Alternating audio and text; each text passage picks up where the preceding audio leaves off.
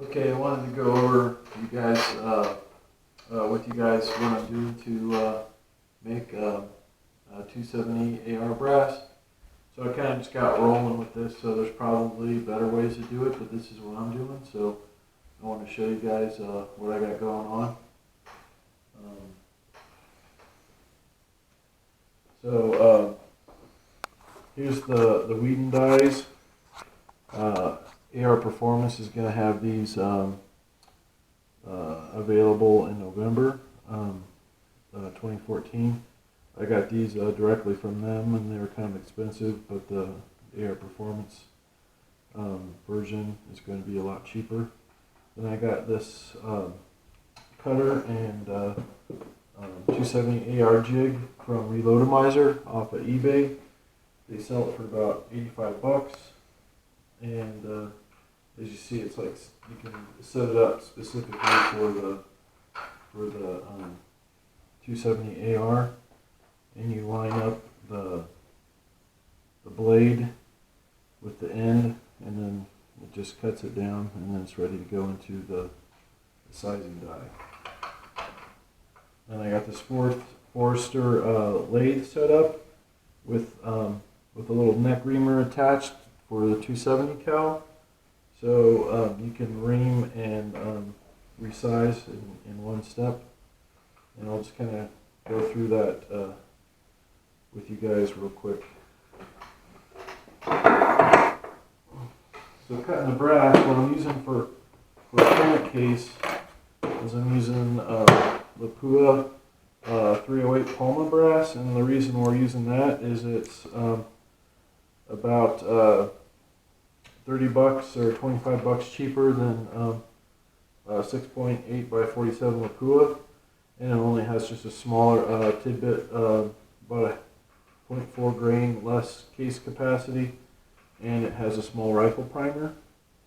And the reason why the small rifle primer is preferred is because the primer pockets wear out a lot slower, so you get more shots out of the case. You'll have to neck turn with the Lapua cases, but that little bit of extra effort is probably going to pay off in case life compared to Creedmoor brass, which doesn't need neck turned. So I'll show you guys how I'll cut one of these and go through the whole process.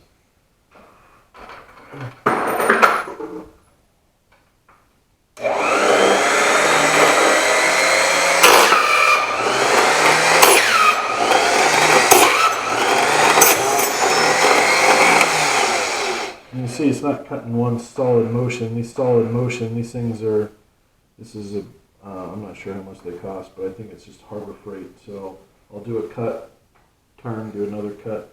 You can get much better saws for like $250 that will just slice through like butter. But this whole setup is like 85 bucks. So the next thing we're going to do is we're going to size this cut case. So I'm not using anything special. I'm just using Franklin Arsenal case lube, and I'm just squirting it down. I'm just kind of rubbing around on the case. Stick it in my die. I go in just a little ways. I come back out. I turn it again. Go a little bit farther. Do 3 strokes.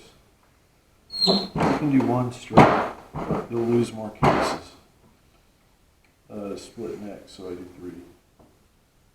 So then it comes out looking like that, and so now it's ready to be trimmed.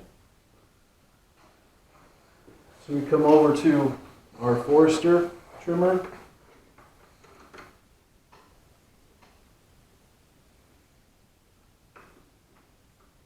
Kind of line it up, and then I tighten it once it's lined up with the reamer. And then I spend a little time there in the neck reaming. If you kind of push it in too hard, then what happens is the reamer goes in and gets stuck.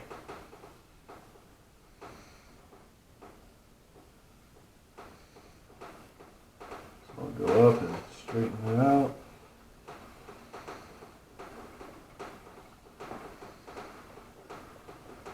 I'll lock it back out.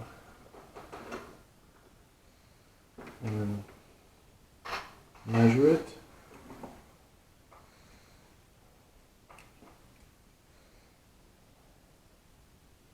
And that is 1.654. So we want to get it down to 1.646, right around there, with a little, just a tiny bit of slop on the other side, but 1.654 is too long. So I'll put it back in. And always have my set of Allen wrenches right here because I'm always finding the need to make adjustments. So I'm going to do a little adjustment. And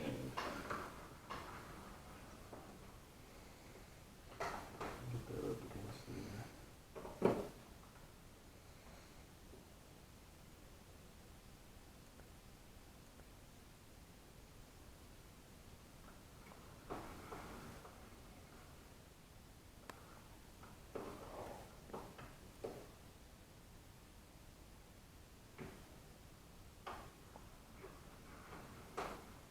It's easy to over adjust. So you got to make them small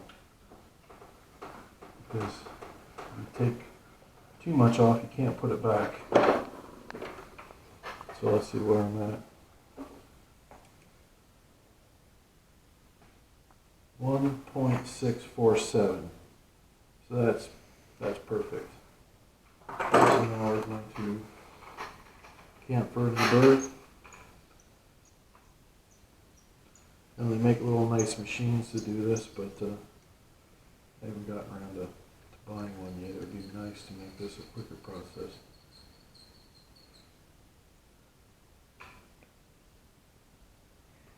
So now we're going to neck ream. And if you've never neck reamed, it sounds like it's like, some kind of a scary thing or complicated. It's not. You just get one of these things, put it on there, and you take some off the neck. So we'll do that right now.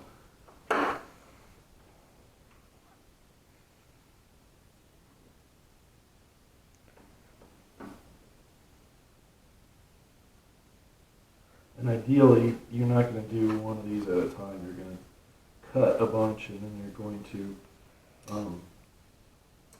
size a bunch, and then you're going to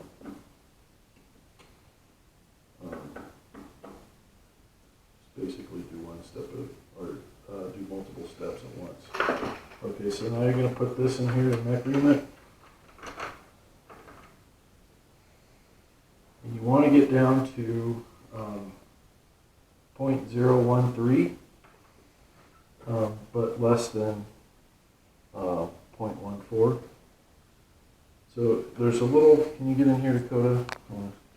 There's a little cutting thing in there. And I don't know if you can see it, but you basically use your Allen wrench to move your blade down, and when it's down, you tighten it up here on the side. So do it so it's just touching on the outside.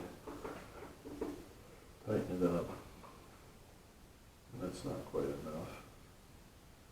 So I'll turn it again.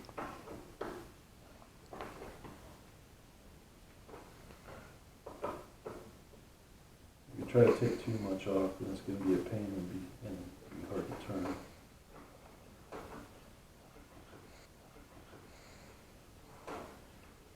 So that's probably not enough. I'm going to have to tighten up a little bit more.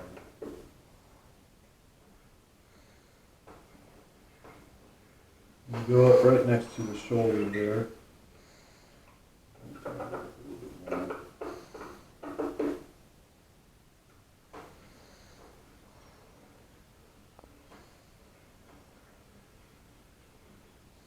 Get a feel for how much you got to take off after doing a bunch.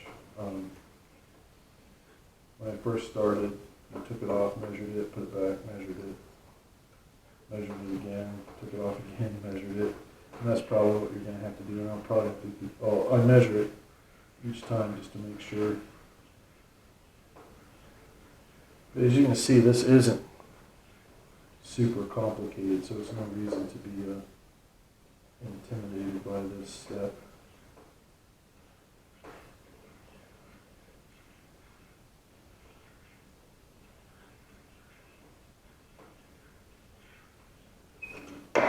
So, let's take a look what I'm at.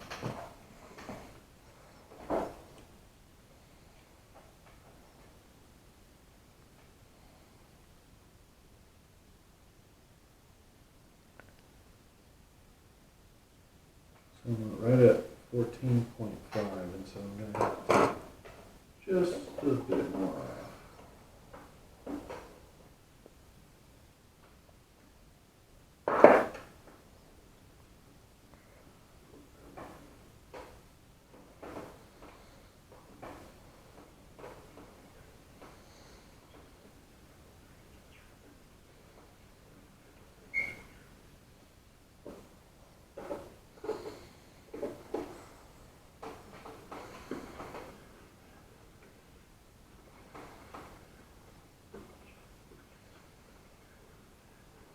Make sure everything is all even here and it rides smoothly.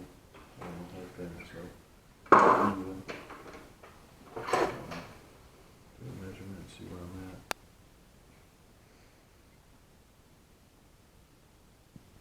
Perfect.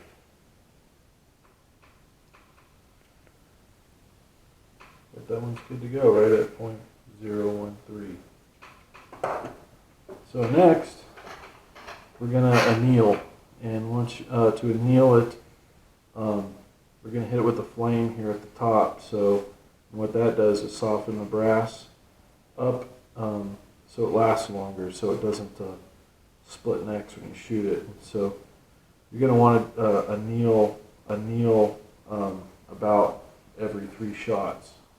Anneal it again, and these will last over 10 firings, and probably a lot more than that if you take care of it and anneal it and you don't do it too hot. So we're going to go outside, and because I don't want to anneal here with all my powder, so we're just go outside to a table and do it. Okay, so we're outside, and I'm going to do the annealing. So what I have here to do annealing is I've got a multi-speed drill from Harbor Freight. These are $18, and I've got this little annealing heatsink for $308. I got off eBay, and that was $20. And then I've got this this torch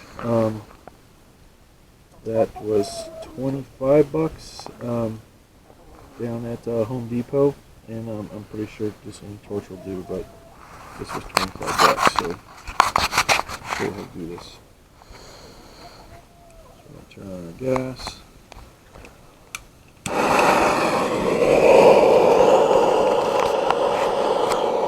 I got this rag just so it doesn't roll around on me. So we're gonna put this in here, and we're gonna just put it on the edge of the flame there, and we're gonna rotate it at a low speed, and then I'm just gonna count in my head how many seconds, 1001, 1002, 1003, etc. And we're gonna watch this turn color, and when it starts to turn like a bluish color, we're just gonna dump it in that boiling water.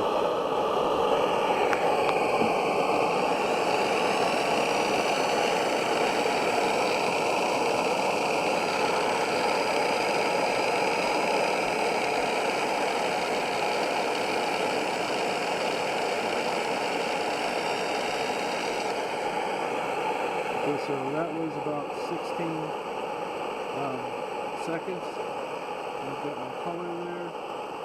I'm going to go ahead and drop it in the water. And that's it. Now you have finished brass that you can reload for the 270AR, and then you follow proper loading procedures from there on out. I just got started doing it, so there's probably better ways, and talk to the experts like Bruce Finnegan. But there you go, you got a piece of 270 AR brass, and you're ready to load up full in spec.